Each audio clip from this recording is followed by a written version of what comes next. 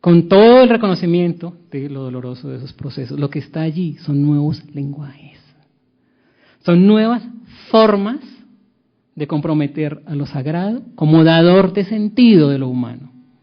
Eso es un poco, creo, lo que estamos haciendo. Muy bien. Aquí se recrea la historia sagrada con una óptica no vista antes, vírgenes que recogen de la orfandad del indígena. Esa es una expresión de Carlos Fuentes, el escritor mexicano. Son los apus que se aprecian, son las entidades sagradas como remembranza visible de un mundo aparentemente perdido.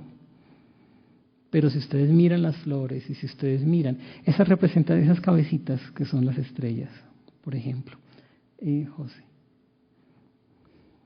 Esa es Escuela Cusqueña. Sí.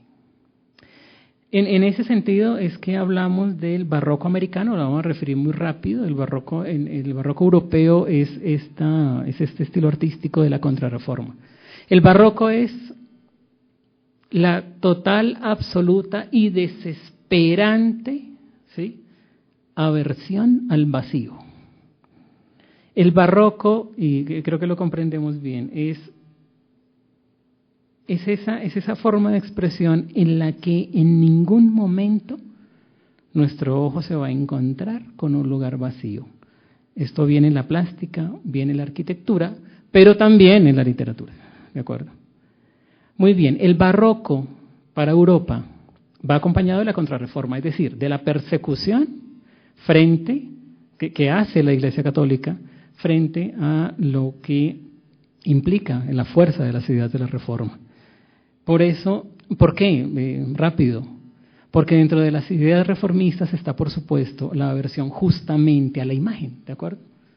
Que es algo que hoy en día se recrea un poco también con estos debates, ¿no?, entre las distintas iglesias cristianas.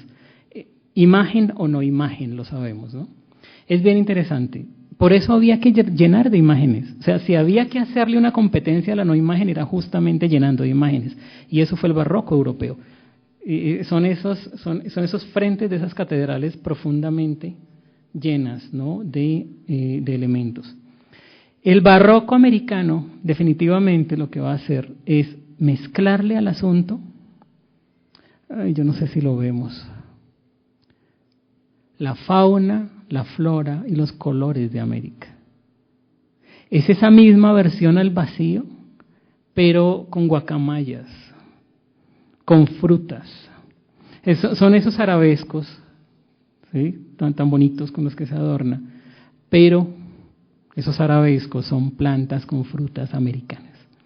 El barroco americano, digamos que desde un debate teórico se asume como una supuesta forma de modernidad, un poco se ve allí. José, si me das la siguiente. Esta imagen es de la iglesia de San Francisco de Bogotá, por ejemplo. Si ustedes ven este San Francisco y ven la representación, el león abajo, el venado al lado. ¿Cuándo el barroco europeo iba a tener un venado al lado de una representación religiosa? A eso nos estamos refiriendo, ¿de acuerdo? Y hacemos hincapié también en el impacto político de esto.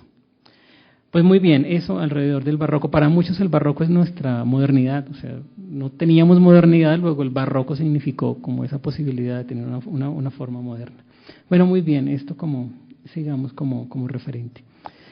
Bien, el tercer escenario, vamos a hablar muy rápido como para concluir y que charlemos, tiene que ver con lo que hemos llamado los dioses de la diáspora o esa Afroamérica.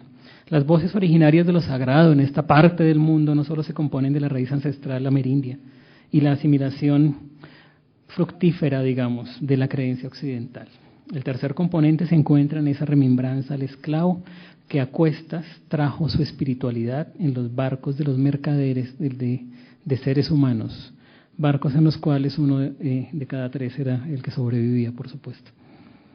Y en ese sentido el viaje de los orishas, por ejemplo. Distintas concepciones culturales africanas llegan a América, pero tal vez un poco una de las más conocidas es la yoruba, por todo lo que ha tenido de impacto en algunos países de América Latina, especialmente Cuba, Brasil y Caribe. Los referentes espirituales de estas naciones enteras de los grandes imperios africanos, antes de la modernidad occidental, eran se dio la etapa histórica de los grandes imperios africanos. Esto también vale la pena tenerlo en cuenta. Aquí es mucho Yoruba y Bantú, sobre todo. Bueno, decíamos que se encontraban en las comunidades que, en medio de esa relación de esclavitud, y luego con el interrogante de la libertad, confluyeron en esa raíz afro de lo que va a ser esta espiritualidad latinoamericana. Desde muy temprano en la historia, las comunidades palenqueras, los palenques fueron los primeros territorios libres de América. Muchísimo tiempo antes que los procesos de independencia, los palenques eran territorios libres. Yo recuerdo una anécdota que nos contaba una persona cercana a Pambelé. Pambelé decía que, bueno, esto puede ser éticamente cuestionable, pero es para que lo veamos simplemente. Pambelé decía que él no era como otros negros. ¿Por qué? Porque él sí era descendiente de hombres libres. Porque venía de Palenque.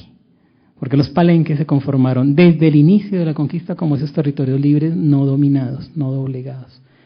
Y es, digamos, que lo que nos interesa de la referencia es justamente esto. En ese sentido, la visión de lo sagrado es compleja. Los indicios de la espiritualidad americana estaban en el territorio cuando llegan los europeos, ¿no? Desde las pirámides de Teotihuacán hasta las figuras que hoy encontramos en el Museo del Oro y que podemos apreciar. Pero pueblos sojuzgados, cuyos